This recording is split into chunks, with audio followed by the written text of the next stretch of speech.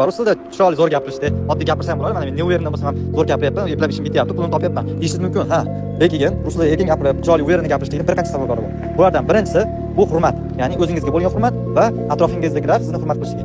Agar siz o'zingizga bo'lgan hurmatni yo'qotsangiz, kelajakda qilishingiz mumkin bo'lgan ko'p ishlardan qolib ketishingiz mumkin. Misol, biznes ochish yoki biron bir ishni boshlash, biron bir tilni o'rganish, biron bir yangi ilmni o'rganish yoki farzandlaringiz sizga bo'lgan hurmatni yo'qotadi va ularning oldida siz haybatingizni yo'qotasiz. Bu umringizni oxirigacha farzandlaringiz bilan noqulay munosabatlar tug'ilishini olib keladi va bu oiladagi munosabatlarni keskin buzadi. Chunki farzandingiz bilan Rossiyada yurgan bo'lsangiz, siz farzandingizga kerakli darajada o'rnak bo'la olmasangiz, bu juda ham yomon. Endi farzandingiz rus tilini nimaga o'rganish kerak desangiz, u обязательно o'rganish kerak, chunki ilmlardan qolib ketadi. Ruslar orasida yuribdi, o'zining fikrini to'liq yetkiza olmagandan, o'zining fikrini to'liq ayta olmagandan kelajakda o'zining fikriga ega bo'lmaydi. Kim nima desa, ergashib, kim chiroyli gapirib boshlasa, qayerga boshlasa ketadigan bo'lib qoladi.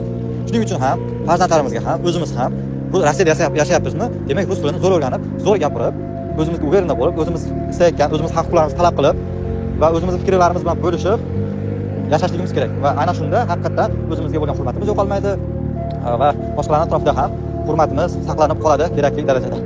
Yana bundan boshqa ko'p sabablar bor. Kanalimizga obuna bo'lib kuzatib borsanglar, inshaalloh batafsil sekin-asta ovozdan tushuntirib boramiz. Assalomu alaykum va rahmatulloh.